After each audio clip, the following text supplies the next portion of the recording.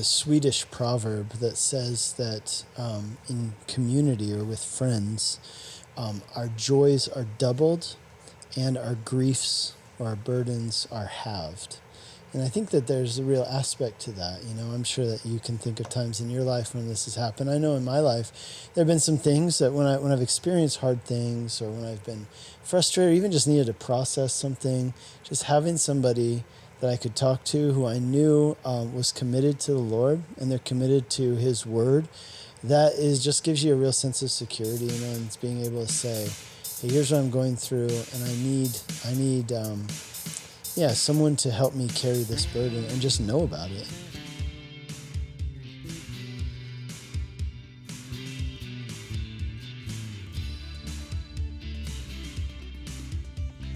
Hey, welcome to Whitefields Community Church Sermon Extra. Great to have you with us once again this week. I'm here with Pastor Nick Cady, Whitefields Community Church here in Longmont, Colorado, and our services has just finished, and we're here doing our Sermon Extra as a follow-up to that. And if you missed today's sermon, you can go to whitefieldschurch.com and you can find it there. You can download it there or any of our past sermons, and feel free to, of course, share that with anybody that you might. You know, Paul's been talking here in the second letter as we've to the Corinthians. He has been talking a lot about suffering and burdens and things like that, you know, and there's a lot of people in our society right now that just need to hear that word. So, you know, maybe God put somebody on your heart that you can share this with, and you can find it there on our website, of course, YouTube, Facebook, any of your favorite streaming platforms, podcast platforms. And if you would, like, subscribe, and, leave a comment or those kind of things. You know, it just helps when people are asking these questions, you know, about suffering, you know, why am I going through this and all these kind of things, and they're typing that into Google, and, you know, we can provide them with Christ-centered, gospel-centered answers to their questions. And so this week we find ourselves in our series, Strength and Weakness, Paul's second letter to the Corinthians. We find ourselves in chapter 4, and we're just finishing out those last few verses, verses 11 through 18. And the title of today's message was How to Keep from Sinking Under the Weight of Your Burdens. And just along those lines, you know, one of the verses that you referenced while you were talking about that is Galatians 6:2. It says, bear one another's burdens and so fulfill the law of Christ. So we just wanted to kind of discuss, you know, what are some of the ways that we can, you know, not sink under the weight of our burdens. Yeah, so we talked about many of those in our sermon today, especially, you know, Paul's big point is that because we have the weight of glory, that makes the weight of our burdens light in comparison, and also it buoys us up, right? Hope floats, as the saying goes. And so this hope buoys us up, helps us catch our breath rather than sinking under the weight of our burdens. But I think another way, and that's one that I think is worth talking about, it wasn't particularly in our text, but I think it can definitely be found elsewhere in the Bible, is exactly this idea that you mentioned with that verse, which is that one of the ways that we keep from sinking under the weight of our burdens is by bearing one another's burdens, and as it says there in Galatians 6:2, so fulfilling the law of Christ. It's a really interesting passage there in Galatians, by the way, because in two verses very close to each other, I can't remember where the other one, it's like verse 5 or 6. So Galatians 6:2 says, bear one another's burdens and so fulfill the law of Christ. And then a couple verses down later than that, it says, for everyone must carry his own burden. And it sounds almost contradictory, and different translations translate it different ways, which is helpful because that word that's used for burden, it's two different types of burdens that are being described there. In verse 2, where it tells us to bear one another's burdens, it's talking about kind of a crushing weight of burden. Whereas in the following verse, you know, the idea of everyone must carry their own load, I think is how it says in the ESV.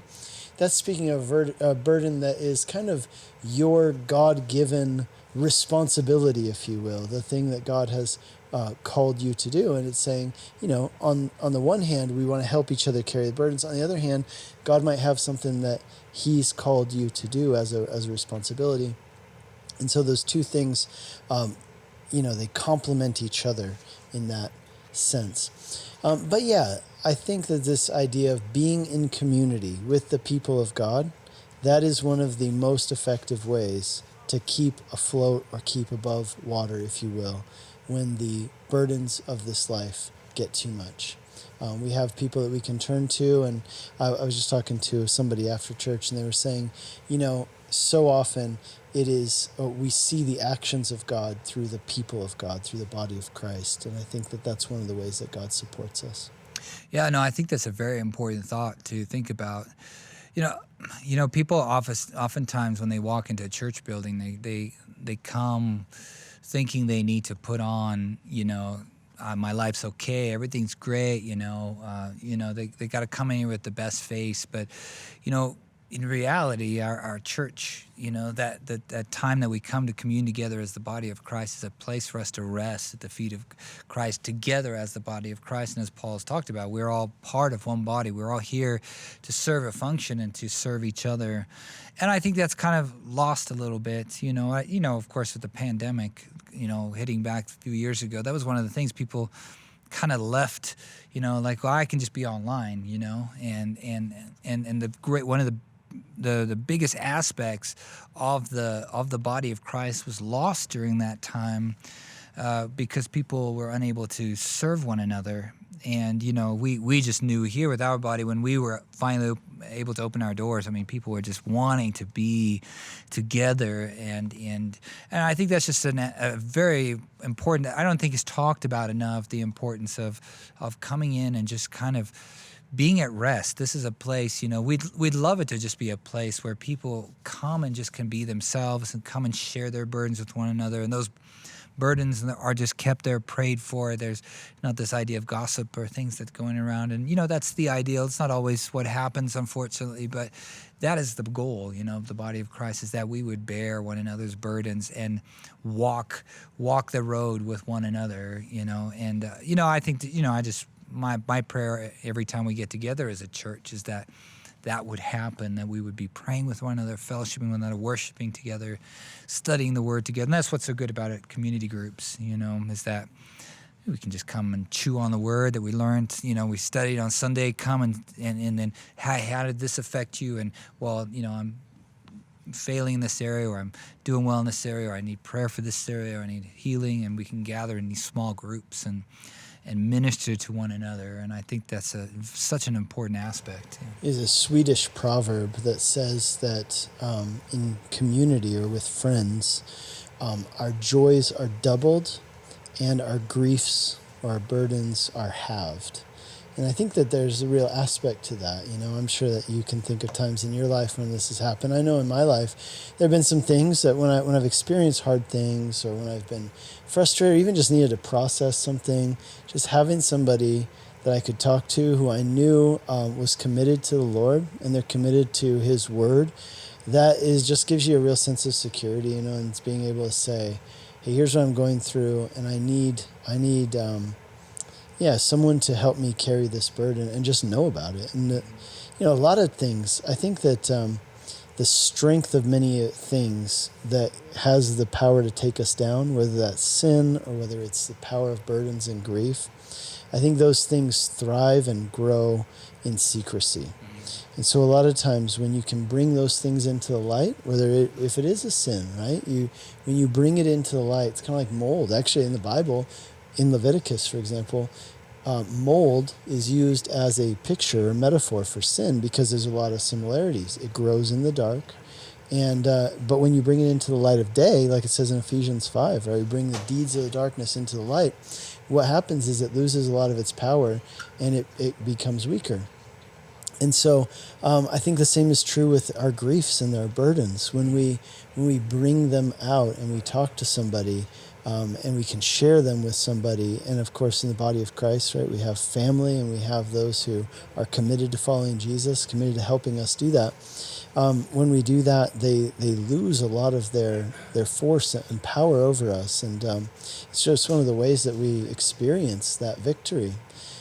And so, I think it's just such an important thing. I mean, have you ever had that where you had someone who helped you bear a burden? Oh yeah, I think it's just the ability to be able to speak to somebody and just kind of pray and know that there's no judgment there. And sometimes that's difficult when you're, been in leadership. I've been in leadership in the church for 20 plus years now. And I think even leaders, find it can be hard, to find someone to bear the burden with them, and I think that's been essential. It's been hard, in many ways, but which reminded me was like, you think of Paul, like Paul did not want to go. Remember, this is the whole controversy. He didn't want to go back. God opened a door for him to go. Was it to Macedonia or to Troas? That's the one, Troas, and he wouldn't go because Titus was not there. So you even see that Paul never traveled without somebody. He always either had Timothy, so you even get that from Paul. Like he needed, the great apostle needed to be with somebody, to bear that burden with us. And that's an example to us that we're not lone rangers, that, we are even called to bear one of those burdens and be there for that other person to take on their troubles. And that's not necessarily an inconvenience to us. It's almost a mandate from the Lord. Like, He might have put you in the life of somebody to bear that burden, help them bear that burden. They need that accountability and those kind of things. And so that's something maybe we even should be looking for, to who can we, not everybody, because a lot of people just want to unload their grief on you. But it is an important part of the body of Christ working together as us on this earth right now before we go to glory with the Lord, to be there for one another. So, and then just kind of as a thought, I'd shared this verse with somebody this week, and I just bringing it back to Jesus, and it says, come to me, Jesus says, verse 20, come to me all who labor and are heavy laden, I will give you rest. Take my yoke upon you and learn from me, for I am gentle and lowly in heart, and you will find rest for your souls. For my yoke is easy and my burden is light. And, how important it is just to make sure that if we've got burdens, we need to be offloading them onto the Lord and taking those things and not letting them weigh us down. So it just reminded me of that verse. And so such an important thought this week to be thinking about, to be bear. Maybe, there's somebody in your life, you've been putting them off, and God is saying, no, you need to sit down and listen. Just, maybe a phone call or something like that, just to, maybe they just need somebody to talk to. They need to be somebody they can be accountable to, and that you might be that person. That's what we're called to in the body of Christ, is to be there for one another as a family, for one another. So maybe that's a thought for you. If you, again, whitefieldschurch.com, if you missed our sermon today or any of this series, it's been such a great series, such a deep look into Paul. It's one of his most personal letters. He just kind of lays it out there, his whole heart for the Corinthians, and it's well worth just diving into it if you've missed any of the sermons. So check it out. We look forward to seeing you next week. God bless.